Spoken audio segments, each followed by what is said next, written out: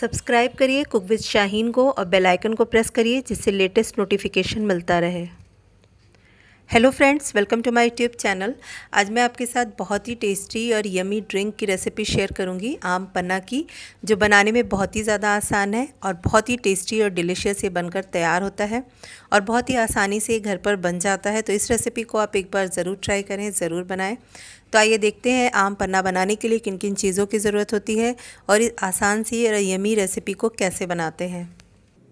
आम पन्ना बनाने के लिए मैंने 500 ग्राम कच्चा आम लिया है, आधा किलो के करीब है ये, और इसे मैंने अच्छी तरह से वॉश कर लिया है।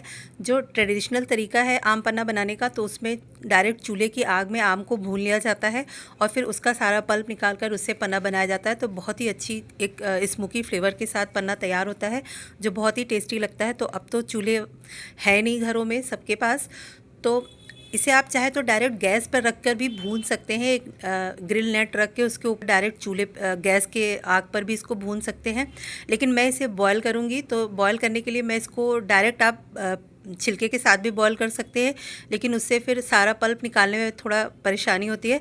तो मैं इसका पहले छिलका छील लूँगी, उसके बाद मैं इसे बॉयल करूँगी। तो मैं एक एक करके चारों आम का छिलका छील लूँगी। वेट में ये 500 ग्राम के है। तो मैंने चारों आम को अच्छी तरह से छील लिया है और फिर से वॉश कर लिया है।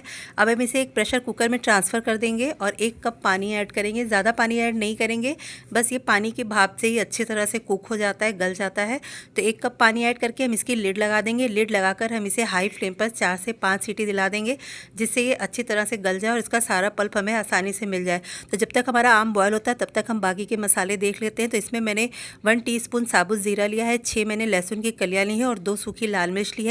इन तीनों को हम तवे पे ड्राई रोस्ट करके इसको पीस कर इसका पाउडर बना लेंगे। साथ ही मैंने 2 हरी इलायची ली है, 1 टीस्पून मैंने काली मिर्च लिया है, 1 टीस्पून सौंफ का पाउडर लिया है और 1 टीस्पून मैंने काला नमक लिया और हाफ़ टीस्पून मैंने सफ़ेद नमक लिया है और 3/4 कप मैंने चीनी लिया है। चीनी आप अपने टेस्ट के अकॉर्डिंग ले सकते हैं। 1 मुट्ठी भरकर मैंने पुदीने की पत्तियां ली हैं।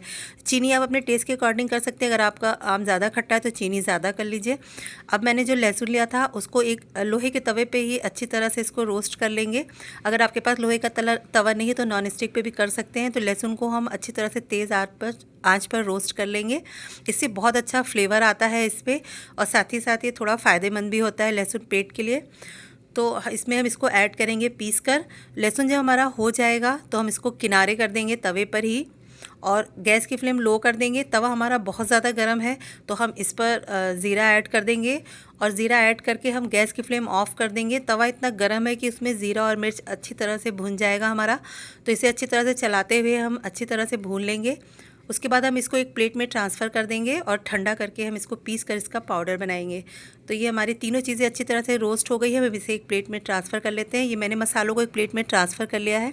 अब हम इसे एक मिक्सी के जार में डाल देंगे इन मसालों को, और हम इसकी लिड लगाकर साथ ही साथ अब इसमें 2 हरी इलायची ली थी जो मैंने, और काला नमक, सफ़ेद नमक, काले मिर्च लिया था, वो सारे पाउडर हम इसमें ऐड कर देंगे और इनको पीस लेंगे। तो मैंने पीस लिया है इन सारी चीज़ों को ऐड करके। अब इसमें चीनी ऐड कर देंगे और पुदीने की पत्तियाँ ऐड कर देंगे और थोड़ा सा पानी डालकर इन सारी चीज़ों का एक अच्छा सा बारीक सा पेस्ट बना लेंगे। थोड़ा सा पानी डालकर हम इसको पीस कर इसका पेस्ट बना लेंगे। तो ये मैंने सारी चीज़ों को अच्छी तरह से पीस लिया है, पेस्ट बना लिया है इसका। अब इसको साइड में रख देते हैं और अपने आम को हम देखते हैं कि हमारे आम अच्छी तरह से बॉयल हुए या नहीं। ये मैंने 4 से 5 सीटी लगा लिया है आम को। अब हम इसका प्रेशर अपने आप रिलीज़ होने दिया है। अब कुकर खोल कर देखते हैं तो ये हमारा आम बहुत ही अच्छी तरह से गल गया है। अब हम इसे एक बोल में ट्रांसफ़र कर लेंगे और थोड़ा सा ठंडा होने देंगे, जिससे ये हाथों से अच्छी तरह से हम इसे मैश कर सकें। तो ये हमारा आम थोड़ा ठंडा हो गया है, रूम टेम्परेचर पे आ गया है। इसे हम हाथों से छू सकते हैं। तो हम इसे अच्छी तरह से हाथों से इसकी सारी गुठलियों को अच्छी तरह से मसलते हुए हम इसका सारा पल्प निकाल लेंगे। हमें इसका पल्प चाहिए, जितना भी पल्प है वो सारा अच्छी तरह से निकाल लेंगे। तो मैंने सारा पल्प निकाल लिया, गुठलियों को मैंने फेंक दिया है। अब हम एक मिक्सी का जार लेंगे, उसमें जो मैंने पल्प निकाला था आम का वो हम ऐड कर देंगे।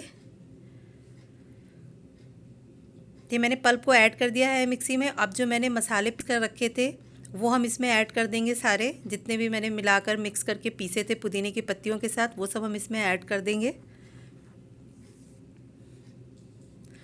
और हम इसकी लिड लगा देंगे और इसे हम अच्छी तरह से पीस लेंगे। तो ये मैंने सारी चीज़ों को अच्छी तरह से पीस लिया है 1 से 2 मिनट तक। पल्प ऑलरेडी कुक थे तो ये आसानी से पिस गया है। अब हम इसको एक बोल में ट्रांसफ़र कर लेंगे और इसमें हम 1.5 लीटर पानी ऐड करेंगे। 4 आम से आधा किलो आम से हमारा 1.5 लीटर आम पन्ना बनकर तैयार हुआ है। तो हम इसमें 1.5 लीटर ठंडा पानी ऐड करेंगे। ये ठंडा ठंडा ही सर्व किया जाता है। इसको अच्छी तरह से मिक्स करेंगे और देख लेंगे इसमें नमक अगर कम है तो आप और ऐड कर सकते हैं। तो मैंने इसको टेस्ट किया, इसमें थोड़ा सा नमक कम था तो मैंने इसमें थोड़ा सा काला नमक और सफ़ेद नमक और ऐड किया है और इसे हम अच्छी तरह से मिक्स कर देंगे और ठंडा बर्फ़ क्यूब डालकर इसको सर्व करेंगे। तो ये 2 से 3 दिन तक फ्रिज में रखकर आप इसे यूज़ कर सकते हैं, ख़राब बिल्कुल भी नहीं होता है और वैसे का वैसे ही इसका टेस्ट रहता है। तो आप इसे ठंडा ठंडा ही सर्व करिए। ज़रूरत के हिसाब से इसमें आप पानी मिला सकते हैं, वैसे ये पतला ही पिया जाता है। तो ये हमारा टेस्टी आम पन्ना बनकर तैयार हो गया है। बहुत ही टेस्टी और डिलीशियस बना है। और आप इसे सर्व करने के लिए ग्लास में आप थोड़े से आइस क्यूब डाल दीजिए और ऊपर से ये आम पन्ना डालकर सर्व करिए। गर्मियों में बहुत ही ज़्यादा फ़ायदेमंद होता है और अभी आम कच्चे मिल रहे हैं तो आप इस रेसिपी को ज़रूर ट्राई करें। अच्छी तरह से फिल कर देंगे ग्लास में और ठंडा ठंडा ही इसे सर्व करेंगे और पुदीने की पत्तियों से इसे गार्निश कर देंगे तो ये देखने में थोड़ा सा अच्छा लगेगा। साथ ही आप ऊपर से चाट मसाला भी स्प्रिंकल कर सकते हैं। तो मेरी रेसिपी पसंद आती है तो प्लीज़ इसे लाइक करें, इसे अपने फैमिली और फ्रेंड में शेयर करें और अगर अभी तक आपने मेरा चैनल सब्सक्राइब नहीं किया है तो प्लीज़ आप मेरे चैनल को एक बार सब्सक्राइब ज़रूर करें और मेरी इस रेसिपी को एक बार ज़रूर ट्राई करें। Thank you so much for watching my video.